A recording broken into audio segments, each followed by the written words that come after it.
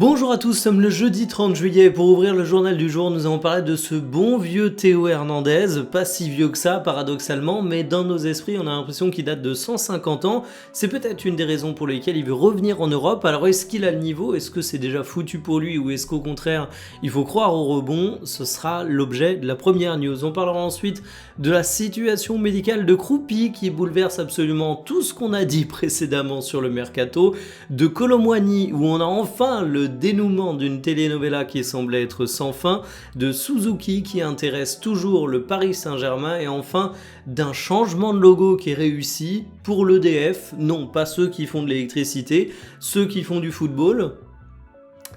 Je vous laisserai juger, mais franchement, moi je trouve ça très bon et pourtant d'habitude je suis très critique. Installez-vous confortablement et bienvenue pour le journal du jour. C'est pas bien les gens qui font des blagues sur Théo Hernandez alors qu'il veut ouais, ok, c'est mon tweet. Ok, je plaide coupable, mais au-delà de la vanne, est-ce que Théo Hernandez, il peut réellement revenir au top? Déjà, on pose un petit peu le contexte. C'est la presse italienne qui nous évoque cette volonté de revenir en Europe pour Théo. On évoque la Juve, on évoque Naples, on évoque l'Atlético avec Zidane sur le banc des Bleus et Lucas Digne qui lui est passé devant. On peut se dire que la concurrence commence à se faire sentir, mais au-delà de la situation en équipe de France, d'un point de vue purement club, on peut se dire aussi que c'est un joueur de 28 ans, qu'il a pris son gros chèque du côté de la Saudi Pro League, mais qu'il a envie de compétitivité, d'un avenir sportif, et qu'il est à un âge où c'est tout à fait envisageable, même en ayant pris un chèque du côté de la Saudi Pro League.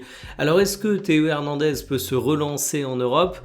Le problème, c'est que Théo Hernandez, il n'est pas en Saudi Pro League et du coup devenu nul, il est en Saudi Pro League parce qu'il était nul. Sa dernière saison du côté du Milan, elle était clairement pas à la hauteur des attentes. Et si vous avez encore, par je ne sais quelle magie, le souvenir du Théo Hernandez vraiment ultra offensif sur le côté gauche à Milan, vraiment leader de cette équipe, vraiment joueur proactif, il faut vous dire que ça fait désormais bien longtemps qu'on n'a pas vu ce joueur. Et oui, il a réussi à avoir des minutes de jeu, à se relancer du côté de la Saudi Pro League, mais au bout d'un moment, arrêtez de me casser les pieds avec ce championnat. Je le redis, je connais son niveau, il y a 3 bonnes équipes dedans, qui sont de vraies bonnes équipes pour le coup, il faut le dire, mais en dehors de ça, ça vaut même pas la Ligue 2 pour le niveau moyen, donc évidemment que Théo Hernandez il se balade là-bas. Moi ce qui m'inquiète un peu, c'est les clubs dont on parle. On va évoquer la Juve, on va évoquer le Napoli, on va évoquer l'Atleti. Il a les niveaux, il a pas le niveau pour ces clubs, enfin soyons honnêtes, vous l'avez vu en équipe de France. Au bout d'un moment, c'est pas des clubs de pain-pain. Alors oui, la Juventus, il y a un déclassement qui est absolument majeur depuis quelques années. On peut se dire que ça peut être une opération intéressante, mais pour moi, le vrai challenge, ça va être un joueur qui change d'état d'esprit, qui se remet pleinement sur le sportif, parce que le ballon rond, ça n'a pas semblé être sa priorité au cours de ces dernières années. Et je dis pas ça pour le charger, hein. Au contraire, je dis ça pour l'excuser. Parce que si le ballon rond, c'était bel et bien sa priorité au cours des dernières années, là, malgré ses 28 ans, je vois pas comment il peut redresser sa carrière parce qu'il a vraiment trop perdu en niveau. Mais on va être optimiste, on va se dire qu'avec un club peut-être un peu moins huppé que cela, il aura beaucoup de temps de jeu, que s'il se remet à l'endroit, il peut relancer son football. Après tout, 28 ans, ça reste extrêmement jeune. Mais je vais pas miser ma maison là-dessus, je vais pas vous mentir, je suis assez sceptique. Des tonnes de débats mercato pour rien. Oubliez Kroupi du côté du Barça, oubliez Kroupi du côté du PSG, oubliez les débats, est-ce qu'il vaut mieux Kroupi ou Ferran Torres? Kroupi il ira nulle part, Kroupi il va rester du côté de Bournemouth puisque Kroupi il s'est blessé, il va se faire opérer, le club de Bournemouth a officiellement communiqué sur le sujet et on a The Athletic qui nous annonce qu'il faut s'attendre à 3 ou 4 mois d'absence, autant dire que ça contrarie le mercato. C'est la blessure bête pour Kroupi, celle qui est faite au cours du stage d'été. C'est un petit peu la phobie de tous les comptables durant la période de mercato parce que ça compromet un transfert. Faut se dire que quand tu achètes entre guillemets un joueur, t'achètes en réalité des années de contrat, bien évidemment, le tout pour lui proposer un nouveau contrat de 5 années si c'est le Barça ou le PSG, et tu vas pas proposer au prix fort 100 millions d'euros, 120 millions d'euros pour un mec dont tu vas être amputé d'un 5e du contrat quand il va arriver. Parce que oui, la blessure c'est 3 ou 4 mois, ok, on est d'accord là-dessus, mais ça veut dire qu'il n'aura pas de préparation estivale, ça veut dire que derrière il va être absent 4 mois, ça veut dire que derrière il va mettre du temps à retrouver son niveau, donc en fait la saison prochaine pour Kroupi, ça va être grosso modo une saison de réhabilitation. Je pousse un peu, dans le sprint final il sera de retour à son meilleur niveau, j'en doute pas, mais c'est clairement pas l'été pour aller le chercher, surtout que Bournemouth en faisait un joueur extrêmement onéreux, c'était pas une piste qui était une bonne affaire, ça pouvait être un très bon recrutement, mais c'était coûteux, il fallait vraiment que toutes les planètes s'alignent. Bon ben là, les planètes sont pas alignées. Le point que j'ai quand même envie de souligner, c'est que c'est pas annoncé comme une blessure très handicapante. Alors ça va le tenir éloigné des terrains pendant un moment évidemment, mais c'est pas le genre de blessure, celle qu'il semble avoir au pied, qui va être synonyme de mille et une rechutes, qui va être synonyme de qualité de dribble, d'explosivité ou de ce que vous voulez, ultra compromise pour la suite de sa carrière. C'est un très jeune joueur, des opportunités de transfert, il y en aura 4000 autres durant sa carrière, c'est pas un problème. Ce qu'il faut à tout prix éviter, c'est la blessure handicapante pour le long terme. Je pense pas qu'on soit dans ce schéma-là.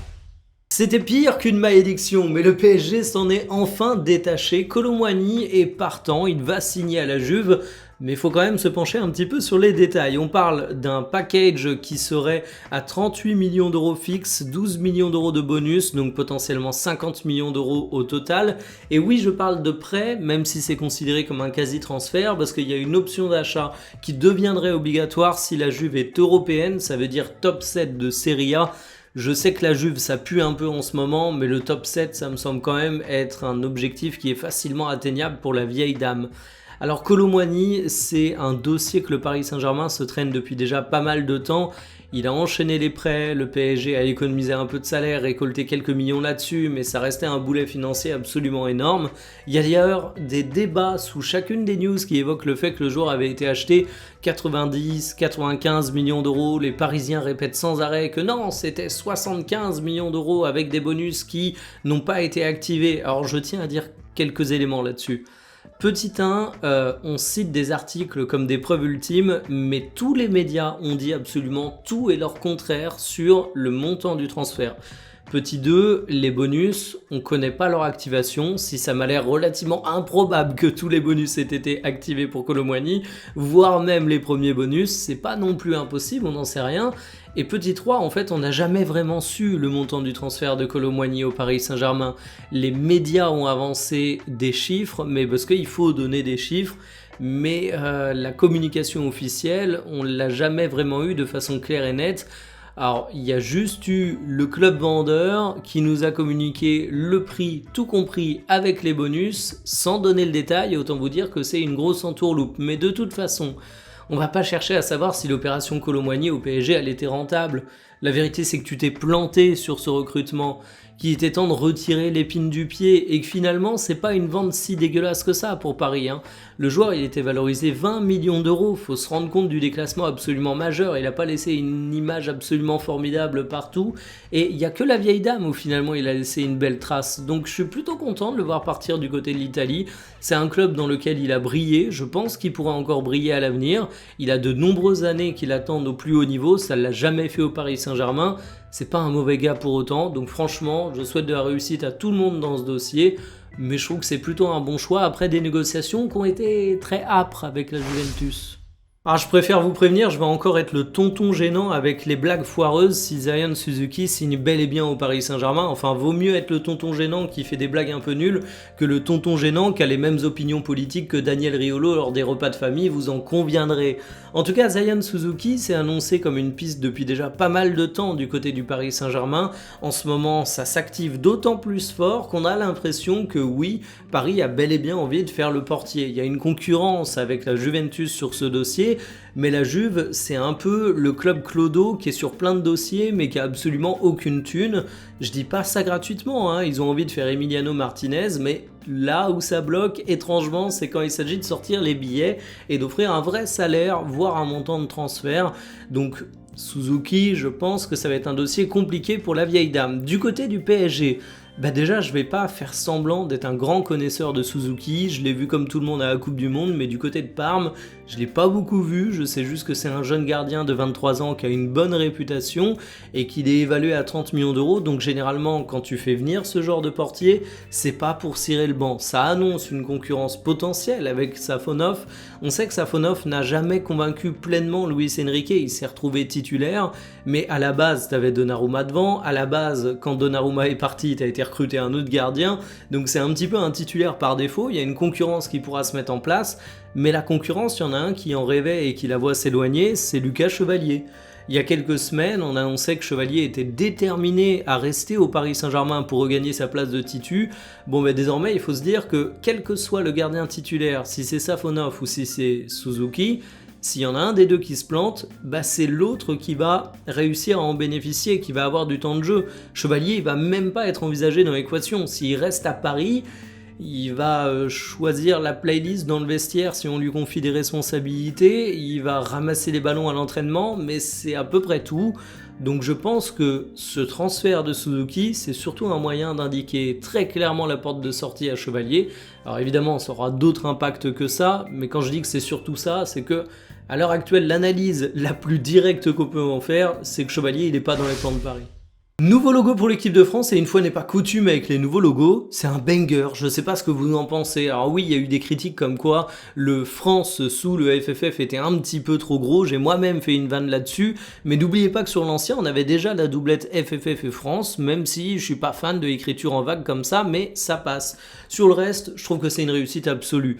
On a à la fois un logo qui répond à la tendance, à la mode de la simplification, parce qu'on est sur quelque chose avec des lignes relativement épurées, mais on tombe pas dans le minimalisme exacerbé et parfois idiot où on va te pondre 2-3 traits, on va dire regarde ça symbolise un coq et tu vas être comme ça genre ouais ok ouais je vois le coq bien sûr et en fait tu le vois pas du tout. Non franchement c'est une belle réussite, je trouve que c'est un blason qui permet de redonner un petit coup de neuf parce que c'est vrai que l'ancien commençait à dater un petit peu. Et vraiment, j'insiste sur le fait que c'est rare que les refontes de logos soient des belles réussites. Ici, j'ai juste envie de dire chapeau messieurs, il faut savoir reconnaître quand le taf est bien fait. Terminé pour le journal du jour, je n'ai aucune certitude sur le sujet de l'après-midi, j'en ai qu'une seule, c'est que j'ai envie d'éternuer, mais on en conviendra, ça n'a pas grand intérêt de vous dire ça, mais j'avais quand même envie de vous partager ce sentiment.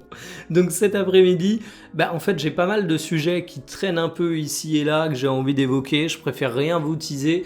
J'ai évacué pas mal de sujets du côté du Real Madrid, j'ai évacué pas mal de sujets du côté du Paris Saint-Germain, mais j'en ai encore sur ces deux clubs, reste que j'ai quand même envie d'apporter un petit peu de variété, parce que ça bouge ailleurs du côté de l'Europe. Il y a aussi le Barça qui bouge beaucoup, j'attends de voir le dénouement de 2-3 trucs, mais bon, voilà, je ne vous en dis pas plus, rendez-vous aux alentours de 17 h, qui fait bien votre journée, salut.